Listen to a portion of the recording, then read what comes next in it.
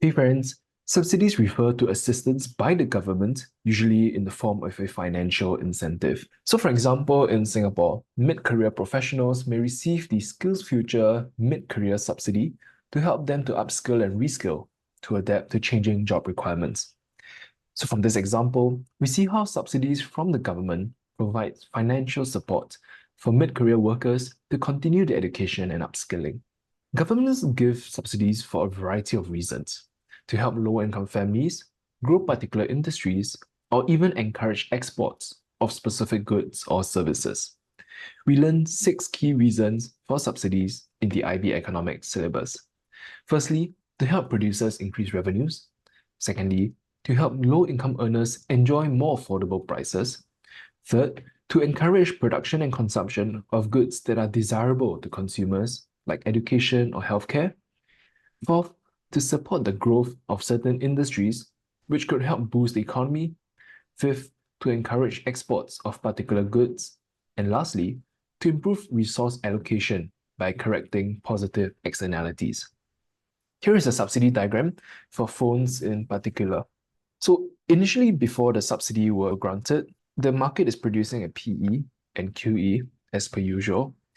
And we notice how after the subsidy has been granted, the supply of phones increase, right? And this is reflected in a diagram as a rightwards shift of the supply curve from S1 to S2.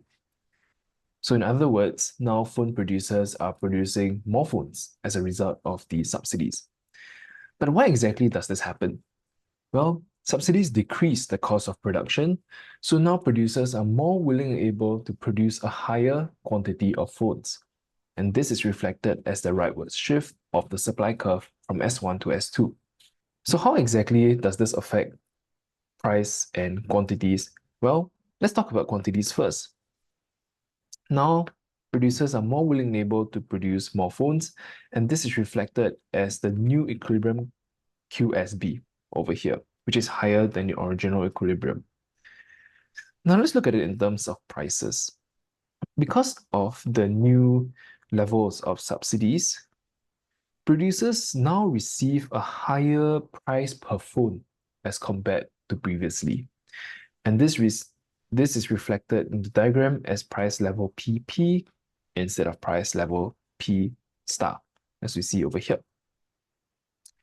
Now, similarly, if you were a consumer purchasing phones, you were actually required to only pay a lower price per phone as compared to previously, because now the subsidies make the phones cheaper. And therefore, this is reflected as price PC, price that consumers pay, which is lower than the original equilibrium price P start. Now, let's look at what exactly this shaded red rectangle means. This is the size of the subsidy as a result of the government imposing subsidies on phones.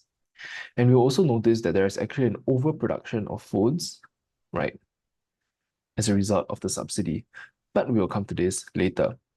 To explain this in a more structured manner, let's look at this in terms of consumer and producer surplus, and broadly speaking, on the implications on different stakeholder groups. So firstly, from the consumer's perspective, well, we know that consumers become better off as a result of the subsidy, right? Now they get to enjoy more phones at a lower price as compared to before. So originally, the consumer surplus is reflected in this green triangle over here, and the producer surplus is reflected in this blue triangle over here. Now, I know this diagram can look a bit messy, so follow me for a bit. Initially, the consumer surplus was just reflected as areas A and B, right? But now, they also get to enjoy areas D and areas E. You see how this green highlighted triangle is a result of improved consumer surplus. Similarly, producers also become better off because now they get to sell more phones and they get to receive a higher price level for every phone sold. So initially, the producer surplus is reflected as this blue triangle. And now, once again, producer surplus is reflected as areas F D, B, and C because they become better off. Consequently, if producers become better off, workers as a stakeholder group also become better off because now they are more employed, right? Now firms pay higher salaries and perhaps need more employees as a result of this increase in quantity supply. Now, if you look at it, governments actually become worse off because governments are the ones who are usually paying for these subsidies. And as we have discussed previously, subsidies are actually a burden on the government's budget. And this actually results in opportunity costs. A fixed government budget means that affording the subsidy requires some sacrificing. Some part of the budget is needed to be sacrificed in order to afford the subsidies. Similarly, foreign producers can also be worse off, especially if the subsidies are granted to domestic producers in order to protect the domestic industry from foreign competition.